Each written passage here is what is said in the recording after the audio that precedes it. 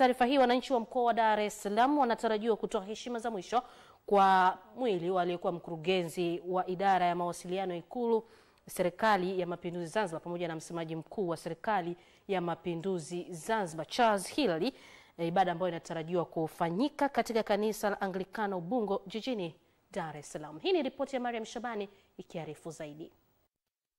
EATV imefanikiwa kufika Kibamba jijini Dar es Salaam, mahali ambapo Charles Hilary alikuwa anaishi, na hapa mkuu wa wilaya ya Ubungo Albert Msando anaelezea maandalizi ya msiba huu.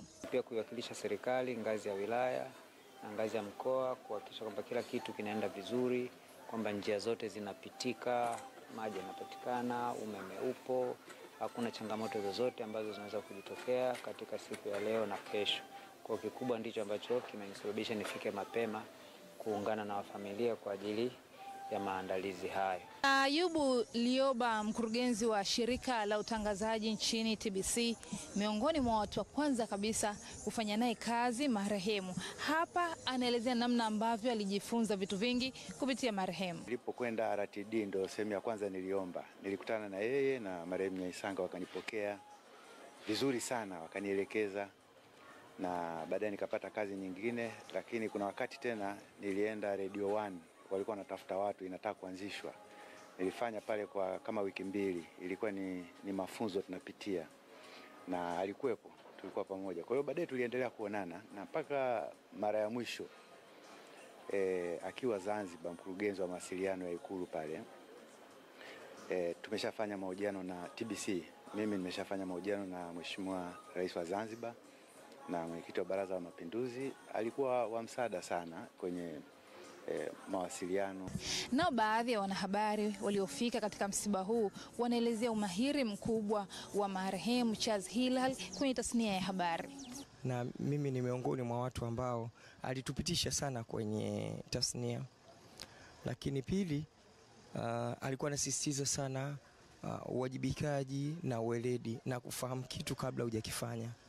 Kwa hiyo katika sehemu kubwa ya kazi zetu alikuwa anatufundisha sana, msifanye kitu kabla hujawa na hakika nacho. Maana yake wanasema tayarisha taarifa, fuatilia taarifa, check and balance, ili kusudi mwisho wa siku utoe kitu ambacho hakitokuwa na mashaka kwa wale wasikilizaji ama kwa wale ambao wanatazama. Yaani kumkuta mtu ambaye anaweza kutangaza mpira, alafu watu wakafurahia, akatangaza vipindi vya muziki, watu wakafurahia, akasoma habari, watu wakafurahia, akaandika habari, watu wakafurahia, akafanya mahojiano, watu wakafurahia. Wachache sana. Wengi wanafanya vitu kimoja, lakini yeye alibahatika kufanya vitu kama hicho. Kwa hiyo ni kitu ambacho tumshukuru Mwenyezi Mungu kwa nafasi ya Charles, ambapo sisi tumejifunza vitu vingi sana. Kwa upande wake mdogo marehemu Charles Hilary anaelezea taratibu za mazishi. Leo hapa tutalala na marehemu. Kesho asubuhi tunatarajia kwenda kanisani Ubungo Mtakatifu Bartolomayo, na tukimaliza hapo tutaelekea moja kwa moja bandarini kwa ajili ya safari ya Zanzibar.